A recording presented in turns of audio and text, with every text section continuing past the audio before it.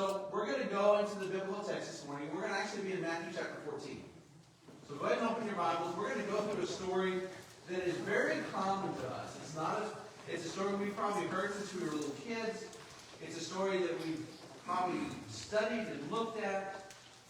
But I want to look at it a little bit different today, because I want to look at it as, what is God asking us to do?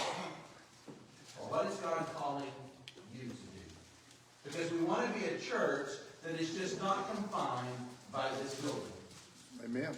We want to be a church that is not confined by the walls that surround us, but by the invitation of our Lord to do great things. And so the story begins, and we go into the story, it begins with Jesus receiving a message, or receiving news, that his cousin had died. And when his cousin died, Jesus receives this news about John the Baptist, and it's a pretty distraught Jesus that we find. Because his cousin was murdered. He was beheaded.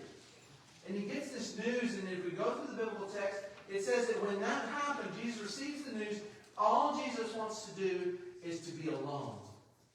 He wants to go be off by himself. He wants to be in that moment of solitude to reflect on the events of the day, or the news that he got. But he doesn't get that. He doesn't get the time alone that he wants. Because when we receive bad news, a lot of times we just kind of close in on ourselves and just wait and have some time to process. Jesus didn't get that, because it said he looked for a place to go and be and to have that time alone, but the people followed him. And we know that there was a large crowd, because it was up to 5,000, the crowd that came around him, and we probably realized it was 5,000 men and a few women and a few children. So we're talking a fairly large crowd. So Jesus gets to be alone with his thoughts, with his emotions, and 5,000 plus people. Not quite the way I would like to deal with the death of a loved one. But Jesus, in his compassion for the people, it says he spends the entire day in this moment of wanting to find solitude, but he changes his mind, and he goes and he heals, and he casts out demons, and he teaches, and he shares with people who are hurting. So he spends the whole day doing the opposite of what he wanted to do. And towards the end of the day, his disciples come to him, and they begin to question Jesus and say, well, Lord, you just got to send these people home and send them away, because they've got to go get something to eat, because they're probably starving and they've been here all day. What are we going to do? And Jesus looks at his disciples, looks at the 12, and he says in verse 15 or verse 16, he says, you give them something to eat. Who did Jesus want to give food? Or who did Jesus want to be responsible for giving the people food? The disciples. And when he tells the disciples to do that, just imagine the look on their face when they're like, okay, wait a minute. How are we going to do this? Because there's 5,000 people here, or more, and we have just a little bit of bread and a little bit of fish. They have spent an entire day watching Jesus do miracles. And when the time comes to do something spectacular, they're like, oh no, Jesus, that's impossible. It's impossible to feed this many people with such a little amount of food. That's just something that cannot be done, and there's no way that we can do it. You're asking us to do the impossible. Would be where my mind would go. But they've seen it all day. So we know the story. They know the story, and they set them in different groups, and then Jesus begins to pray for the food, and it begins to miraculously begin to spread, and begin to spread, and it begins to grow, and it begins to grow, and all these people eat. Not just a small cracker, but they eat until they are satisfied.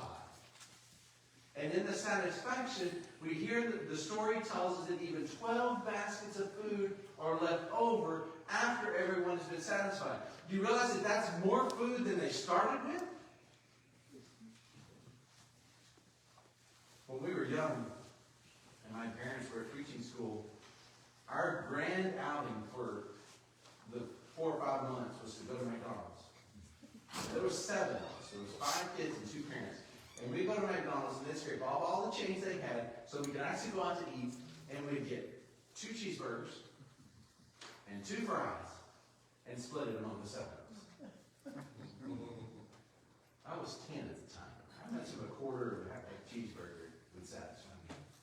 But that's not the case. And Jesus asked the disciples, you do something for these people. And they're saying, no, we can't. So Jesus performs another miracle. He's healed all day long. Cast out demons all day long. And now he's done the miracle of food. What is Jesus asking you to do? And they collected the 12 bags of baskets of food. So finally, after they've done this all day long, Jesus finally gets his moment to go off by himself. And he goes off and he finds this place where he can spend time praying, he can spend time dwelling, and spend time being comforted by God. And in that process, he's going to send the disciples on to cross the Galilean Sea. He's going to send them across on a boat. You guys go to the other side. I'll spend time with God in my own time, and then I'll meet you on the other side. And so Jesus has this time. Have you ever been so exhausted that you want to stay up all night and pray? I go to sleep, to be honest with you. But Jesus prays, and he prays. But his disciples go on. And his disciples get across, and they start going across in this small little boat, and they get in the middle of the sea, and the storm comes up, and the storm is brewing, and they're trying to figure out, okay, what are we going to do? What are we going to do with all of this? As Gordon mentioned, my career in life started out as a marine biologist. And I used to work in the fishing industry in Alaska. Any of you ever seen Deadliest Catch? With all the fishing boats, I was a biologist on those boats. So those storms, I'm very familiar with. So when we talk about surviving a storm, the disciples are trying to figure out how in the world are they going to survive this storm. And the Sea of Galilee is known for tremendous storms. And then you're just trying to figure out, okay, am I going to survive or am I not going to survive? I really do believe in God at this point, but who knows if I'm going to survive the storm? And you just go on and on and on. And these disciples are on the water in a boat. And you know what's interesting? Only 4 of them were fishing. Maybe 6 if you include Nathaniel and Philip, who were friends with James and John. So 4 of the 11, or 4 of the 12, knew about storms on the boat. The other 8 probably didn't even know how to swim. And here they are in the middle of the ocean, in the middle of which then would have been ocean, but in the middle of the sea. They're scared to death, trying to figure out how do we get across to the other side because Jesus said we need to meet in there. I can just see in their head this turmoil. Well, maybe they'll recognize the corpses when they float up on the other side of the ocean, or the sea. And that turmoil in their life, because they're not sure. They're trying to do what Jesus said, but it's just not happening because they've been fighting the storm all night long. But in the middle of the night, Jesus decided he's going to go to his disciples. He's done with his quiet time, and so he's going to head to the disciples. And when he heads to the disciples, he actually is probably close to 3 o'clock in the morning. Whoever those people are that calculate all that kind of stuff, I read it's probably between 3 and 6 in the morning. So they've been fighting all night. They've been fighting 8 hours against this storm. And in that process, they're going across, and they look up, and the text says, what? The Sea of Ghosts. Sometimes we just kind of glance over that. Put yourself in their shoes. You're fearfully dying. You're not sure what's going to happen. The storm is raging, and you look up, and you see this body coming towards you. It's probably more like, oh my goodness, there's a ghost. It's not, oh, there's a ghost. No, you're scared. And they're scared because all of a sudden they look up and here's this being defying all rationale, defying all logic, walking on the water towards them. Would you be afraid? I would be. Jesus calls out to them and says, take heart, it is I, do not be afraid. And good old Peter. Peter says, Lord, if it's really you, call me to come to you. Now, I imagine Peter saying that, but not really wanting that to happen. But guess what? Jesus says, come. Now, it's interesting that come is not just come if you want to. It's a statement of, it's an imperative. It means get out of that boat and walk to me on the water. He says, come to me, Peter. Get out of the boat and come to me. Now, we're in the middle of a storm. There's this ghostly figure walking towards them. And now this figure is telling Peter, and I believe he's probably telling the whole boat, to say, hey, get out of that boat and come over here to where I am. Would you be like Peter? Or would you be like the 11? Here's what's interesting. When they train you as a fisherman, or they train you in Alaska on those boats, or they train you to go to sea, the safest place you can be in a storm is in the boat. The safest place you can be in the multitude of ways in the wind is to stay in that boat and don't get out of that boat, because your survival rate decreases the farther you get away from the boat. They taught us even in Alaska that if the boat goes down, stay right where the boat went down, because that's where they start looking. Jesus just asked Peter, or just told Peter, step out of their comfort zone into the storm.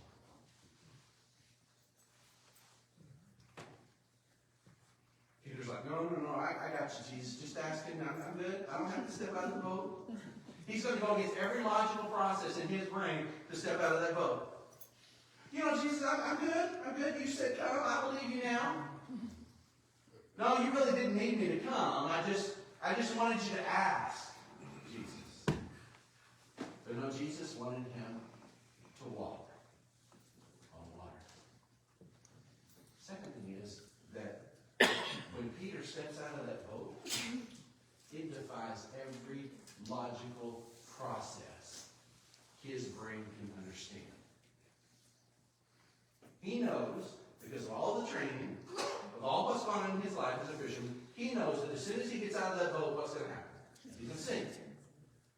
His brain now has to rationalize what Jesus has said, with all the miracles that he's seen over the last day, which was feeding of 5,000 people, which was casting out demons, which was healing the sick. Now he's got a logic to say, is this a logical thing that I will do and step out of this boat and move towards Jesus, or am I going to stay right here? Because it doesn't make any sense. Doesn't make any sense. Do we often prefer a false sense of security than to step out into the boat, out of the boat? But here's the last thing. There were 12 people in the boat. There were 12 people in the boat. Now we know that the text says that he answered Peter. But do you think the other 11 heard him? They probably did. And they stayed in the boat and they did not get out of the boat. So there were 11 people who did not take the challenge or take the plunge or to take the step that got them to Jesus. Because they were paralyzed by their fear, paralyzed by their comfort, paralyzed by what they knew to be true, and were not capable of doing and participating where Jesus needed them to participate. They preferred to stay in their boat and seeking the refuge of the boat instead of the relationship with their Savior. They preferred to stay in the boat instead of draw close to the one who could save them, because they still wanted to be saved. So my question becomes, as we evaluate this text, what's my boat? What's my comfort zone? What is it that keeps me from doing and participating with Jesus in his fullest in that process? Could be a boat of unbelief. Could be a boat that I really don't believe some of those things. And so I stay within my boat. I haven't given my life to the Lord. I haven't stepped out in faith because I really struggle with belief. It could be self-centeredness. It could be a boat that keeps you to, this is mine. And right here I'm feeling comfortable. This is where I need to be. This is for me in that process. For me to step out of this comfort zone means to do something that I'm not comfortable with. Or it could be a boat of arrogance. That's not for me. It could be a boat in which I may be drowning, but I'm going to just keep rowing as much as I can because I know I'm capable of getting to the edge. Or it could just be a boat of rebellion. I'm just not going to do what Jesus asked me to do. Or it could be even a boat of comfort in religious things. It could be such a comfort to be a part of a community that this is where my security comes from, not from doing what Jesus calls me to do. Now, I haven't mentioned what he's calling me to do yet, because that's for you to decide in that process. So whatever our boat looks like, one of the things that Jesus often asks us to do is to step out of that boat and come to him. And in that process, if we will do it, if we will do what he asks us to do, we will participate in the miracle of walking on water. Now, we may not walk on water physically, but have you ever done something that Jesus asked you to do, and there was no way it was ever going to work out, but when you trusted him, it worked out? That's miraculous. Have you ever been called to do something that God is asking you, or Jesus asked you to do in forgiving someone who hurt your feelings, and you're just like, no, that's not going to work for me, but then when you start that process of faith, stepping out of that boat, you realize, wow, there's great joy in forgiveness. That's a miracle. Because by human striving, those things can't happen. So the question is, what is our security? What's our comfort zone? What's our boat in that? And so we know in the story, continues. He doesn't leave him just in the boat. But we know the story continues because Peter, the one who asked the question, the one who receives the call, he takes a step and he steps out of that boat. Now, put yourself in his shoes. He knows that water will not hold him, and he's going to step out of that boat and put all his weight on that water. What do you think he felt when the water didn't let him fall? What do you think when he actually stood out there and all of a sudden he's like, I'm standing on the water? And it says in the text that he walked towards Jesus. He took a step. So we know that Peter, whether it was 1 step, 2 steps, 3 steps, or 5 steps, or 100 steps, he actually participated and walked on water. There's only 2 guys in history that have ever done that. And that's Jesus and the one who answered the call is Peter. So he walks out there. He participates in the miracle. He does something that defies all logic. He does something that defies all understanding. And he's walking on water in the middle of the storm.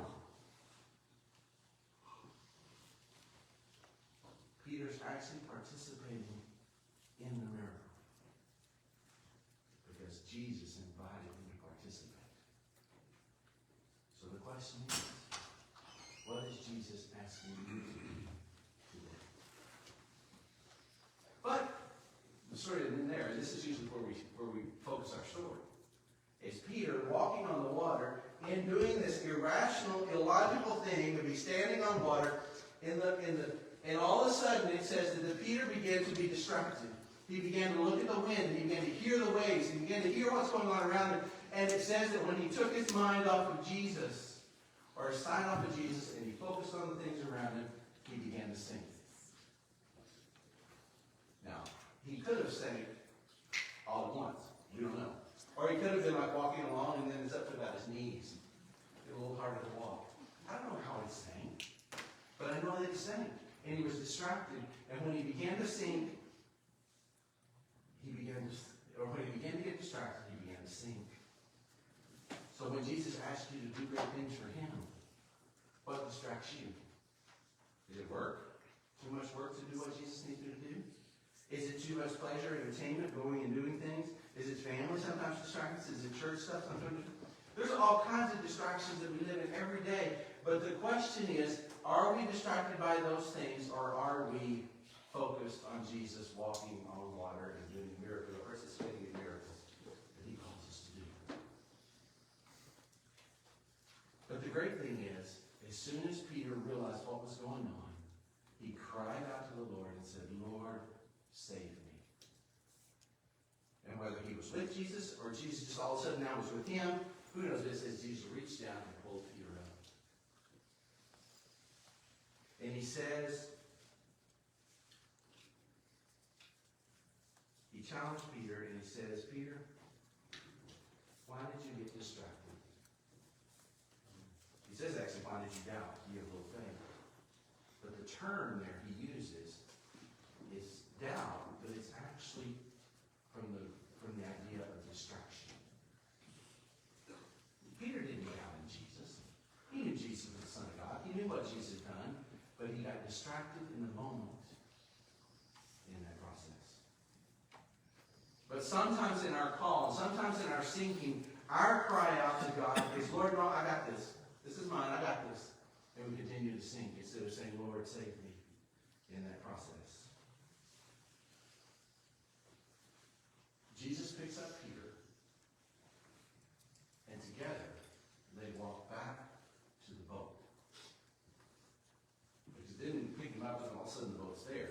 They probably had to walk back to the boat. And what's so amazing about this story is that Jesus walks with Peter in the storm. The same storm that was there before, the same storm that they were struggling against, the same storm that scared them to death, the same storm that was going on when Jesus walked to them, is the same storm that Peter walked to Jesus. It's the same storm that Jesus walks with Peter back to the boat. Because it's not until he gets back in the boat that the storm calms down. Jesus is with Peter in the miracle, in the storm. And then when we get back in the boat, everything calms down, and they're just floored that Jesus, this Christ, this Messiah. But it was at that point, the other disciples had no chance to walk on water. And I could just see them years later. I can see the guys sitting around the table, they're talking about all the good things and remembering Jesus. And somebody says, you remember that time that Jesus walked on the water? And Peter went with him. Oh yeah, we didn't get to do that. Yeah. Just Peter. They get all excited. But Peter got to participate in that miracle with Jesus. So my question to you, what is God calling you to do with your faith? What is God calling you to do with your storm in life? What is God calling you to do with your family and your faith? What is God calling you to do as a church to reach out or to do what he's calling the world to do, but he's calling you guys to participate in some aspect of his ministry kingdom? What's he asking you to do? I don't know. It could be as simple as continuing to help Sunset in what he's doing. Or it could be to stretch out another and help a little more. It could be trying to lead your life to go and give it to the Lord and serve him in a different way. It could be talking to your neighbor across the street. It could be asking you to forgive somebody who's got that rub with you for many years. It could be giving your life and dedicating to teaching your children about God or your grandchildren about God. I don't know what it is. But Jesus says, come in the middle of the storm. And he's asking you to come. He's asking you to participate. And he's asking you to participate in that miracle. And there's, just to sum up, there's three ways that I think you can learn to figure out what Jesus is asking you to do. The first thing is that when we're in the middle of our storms, when we're in the boat, and we're trying to figure out what's going on in our lives, and we're not sure what's going on, the first thing we have to do is learn to look up for Jesus. If the disciples had never raised their eyes to the horizon, they never would have seen Jesus. And he could have walked right by and never seen him. So the first thing we have to do is we learn to figure out what's God calling you to do. Open your eyes to the chaos around you, because you'll see Jesus working in the lives of people. And he's saying, needs you and I to do that. And the second thing is, once Jesus has showed you where you need to work and what you need to do, you've got to step out of the boat and faith to do so. It does us no good. It does Jesus no good. He can't use us if we stay in the boat. So we have to step out in faith against all logic and against all reason to do what he's calling us to do. And the third thing is we call upon Jesus as the source of our strength. He doesn't ever say, Peter, you should not have fallen. He says, let me pick you up and take you back. So as we look at that, look for Jesus. Step out in faith when he shows you. And call upon his name for the strength you need to do that. And if we will do that, we will see miracles in the lives of the people around us. If we will do that, we will experience miracles in your own life and in the lives of others. If we do those kind of things, we may not walk physically on water, but we'll walk on water. Because Jesus is there. Jesus will grow the church if we will step out and walk on water. Jesus will comfort the hurting if we will step out of the boat and walk on water. Jesus will save the suffering if we will step out of the boat and walk on water. But what's he calling you to do? You know, there's one thing he always calls us to do. And that's to be in a relationship with him. He always calls us to the question, have you been to Jesus today? So as we look at today, we look at what God calls you to do, we look at what God can do through you. God wants you and wants us to participate in the miracles in the kingdom. I'm not talking about healing the blind. I'm not talking, God may do some of those things. He may surprise us. But God wants you to be about the miracle of restitution of people to him and giving us life. Will you stay in the boat? Or you will respond like Peter? You need to respond. Come as you stand. To Jesus for the cleansing